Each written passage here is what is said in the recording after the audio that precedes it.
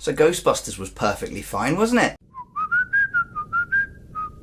Hiya, I'm ThaJaymsWisdom and this is a review of Ghostbusters. I'm going to be doing this review in two parts. I'm going to be talking about the film in its own right, first of all, and then I'm going to be comparing it to the original. So let's dive right in by talking about what I expected from this film going in. I saw the trailer and, like a lot of people, I hated it. I thought the trailer looked absolutely abysmal. None of the jokes landed.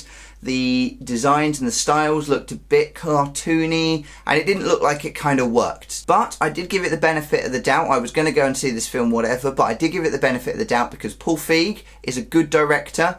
Spy last year with Melissa McCarthy as well, I thought was a great film. It was probably the best comedy of last year. And if you've watched any of my review videos before about film, you'll notice that Spy was actually mentioned as an honourable mention in my favourite 5 films of last year. So it was a really great comedy.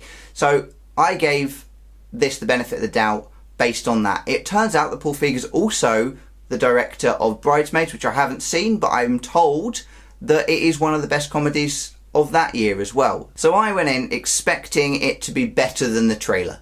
And it was. It was much, much better than the trailer made out. In fact, all of the jokes in the trailer, bar one, which is the Power of Patty joke, I think landed. I think every joke was much, much better.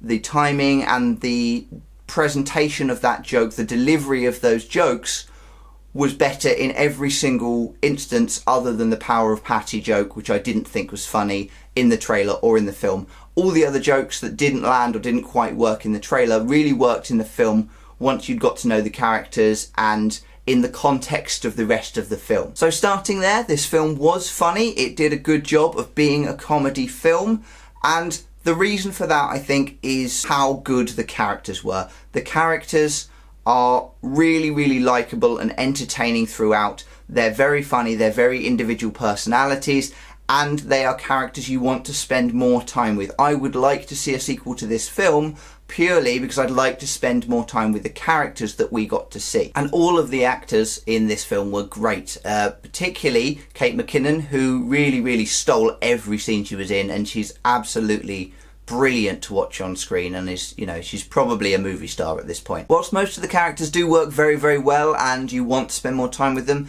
the only one that doesn't really work very well is the character played by Neil Casey, who is the main villain, and he's very, very caricature-like. He comes across as the spurned nerd. He's like, I'm a nerd, nobody liked me so I was bullied and now I want to bully everybody else back and get my own back. And that is an unfortunate problem with the film, in that that villain does feel very caricature-like and doesn't really work as a threat. And it's where, again, the film falls down, mostly here in the third act, with the storytelling. But overall, the cast is superb, particularly the main 4 Ghostbusters, who really, really do absolutely sell their roles and are very, very enjoyable to watch on screen. Chris Hemsworth equally is very, very funny. He is slightly overused in the film, becomes a much larger role in the film than is necessary, and they play on the same sort of joke throughout the third act. And it is the storytelling where this film falls down primarily.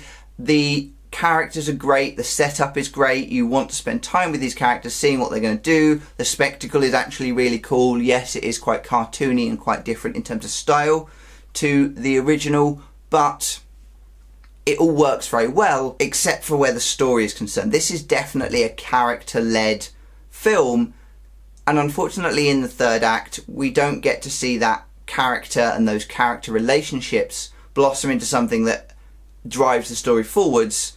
What we actually see is a story that is very paint by numbers in the terms of, oh, there's a big incident at the end, and they sort of fall and fumble their way through in a way that doesn't feel in any way planned. They don't feel like they've got any knowledge of what's going on in the way they should. It's just a case of, oh no, there's a big event, we need to show up at a place, and they do, and then work it out as they go along. Which of course isn't inherently a bad thing, but does come across as definitely the weakest element.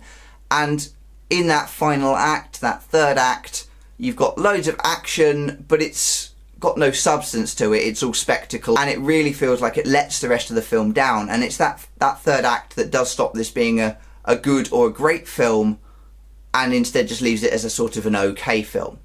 So overall the film, I think, is an excellent show of characters and very, very funny in the way it works and in all the interactions between those characters. But in terms of storytelling, it is quite weak, leaving it at kind of, go and see this film, you'll probably enjoy it, but you're not necessarily going to need to seek this one out as a must-see film. So that's a review of the film in and to itself, but of course we are talking about Ghostbusters here, and one of the big things about this Ghostbusters film is the controversy surrounding why the hell are they making Ghostbusters? Ghostbusters was this perfect storm of a thing, and there's no need to ever try and remake that and try and redo that thing.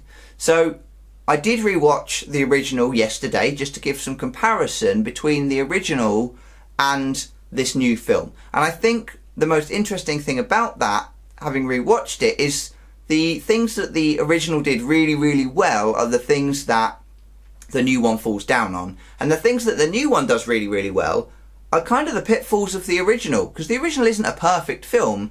It's a decent film, it's a good film, and it's very iconic, but there are things that don't work as well as the things in the new film. With the old film, what we've got is this great story, this great writing of a narrative arc that goes from university professors or doctors working on this weird project that nobody really believes in. Ghosts turn out to be real, they become glorified exterminators and have to sort of save the world. And that's a really interesting arc, and it's incredibly well written. But the characters that you get throughout that story, particularly in the first film, are quite underdeveloped. There's not a lot you learn about Egon. You don't really know much about him at all. Ernie Hudson's character doesn't show up until over halfway through. The only character you really get a lot of meat to is the one played by Bill Murray. Otherwise, all you've really got are these kind of archetypes to fill roles required by the narrative itself, and that is absolutely fine. That's a great way of doing storytelling, and until the second film you don't really get much more than that from these characters. And obviously there's lots of other material surrounding the Ghostbusters universe that you can put together to build this much bigger picture of these characters, but in the first film taken on its own, you don't get a lot from the characters so much as you get from the film's story itself. And of course, the new film, flip it on its head, you get loads and loads of character stuff. The characters are great, they're really entertaining, and you just want to spend time with them. But the story's kind of naff and doesn't really do anything, and it's kind of wishy-washy. So that's where the kind of interesting differences, for me, lie between the two films. And I think that yes, the original is a much better film because it does a better job of telling a story. But the new film does do a lot of things better than the old one as well. So it's definitely worth going to see if you enjoy that kind of thing. I encourage you to come back. I'm going to try and do more of these reviews, but that is the end of this review. If you want to see my reviews for every film that I've seen this year, there's 51 of them so far. I do a weekly film tweet, so follow me on Twitter, and every week, at least once, you'll get a film tweet, which is a very short 140 character review. So keep smiling, thank you very kindly, and come back for more reviews. So I hope you enjoyed this video. If you did, please like and subscribe and comment down below if you want to give me any feedback. Obviously this is the first review I've done in a while, so if you've got any comments, please let me know and I will do my best to improve the content as much as I can. Follow me on Twitter, that's where you'll see my reviews every week, and please send me a tweet if you want to tweet at me as well.